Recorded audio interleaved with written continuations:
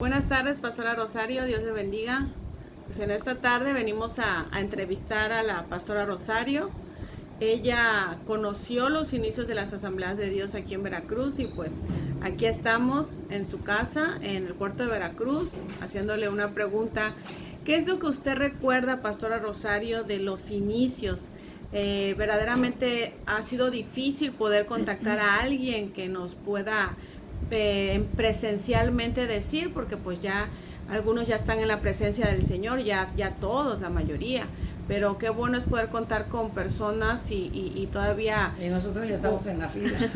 Mujeres, siervas de Dios como usted y que nos puedan comentar lo que recuerde de las Asambleas de Dios aquí en Veracruz, en el distrito.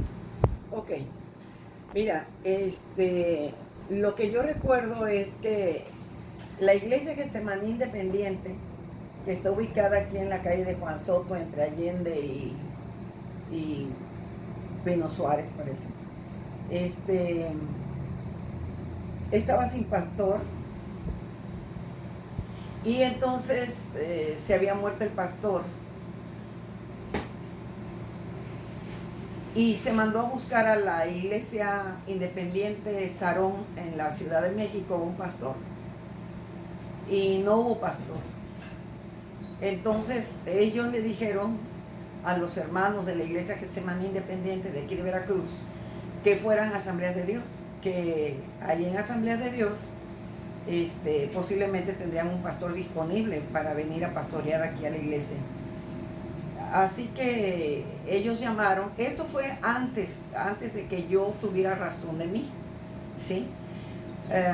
Entonces ellos mandaron a traer un pastor, y el pastor que enviaron fue al pastor Anastasio Guacuja.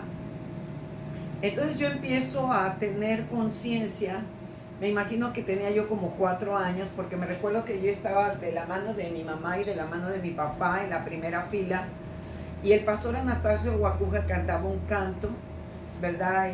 Muy bonito, que siempre lo cantaba en las mañanas, porque mis padres iban en las mañanas a la oración, y yo tendría como unos 4 años. Entonces recuerdo que él era el pastor, pero luego quién sabe qué sucedió entre los hermanos mayores, porque uno es niño, a uno lo llevan a la iglesia, y entonces se salió un buen grupo de ahí, de la iglesia Getsemaní, y nos fuimos a una iglesia pequeñita que era como una cabañita con una reja de maderita.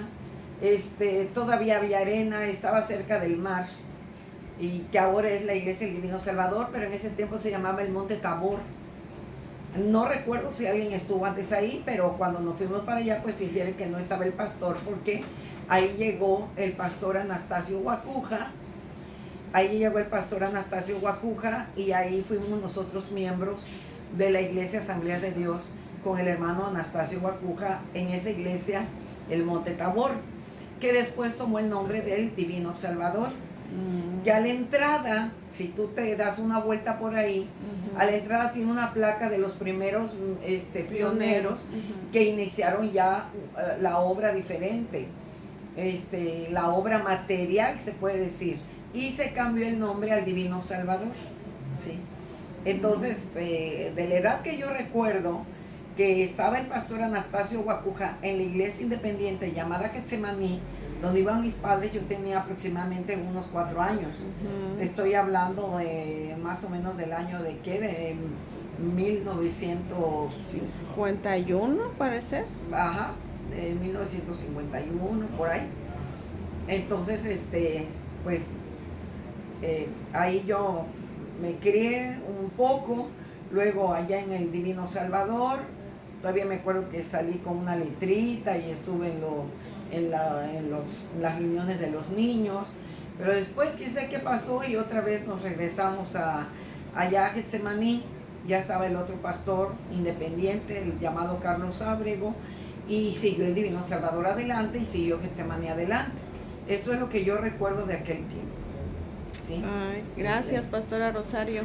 Es hermoso poder platicar y poder qué ¿qué recuerda algo significativo, por ejemplo, del pastor?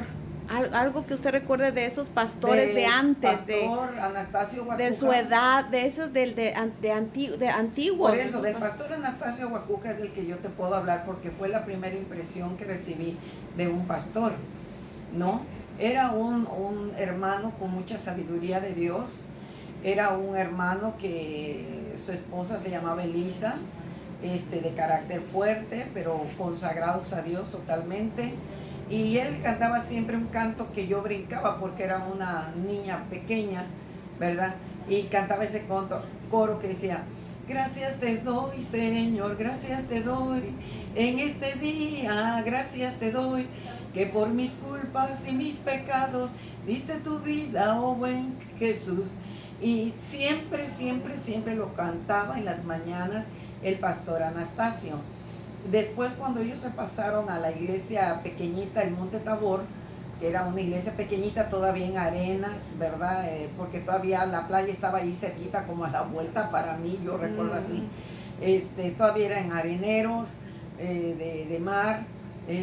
No había lo que ahora nosotros vemos. Es la iglesia que está en 20 de noviembre. En 20 de noviembre.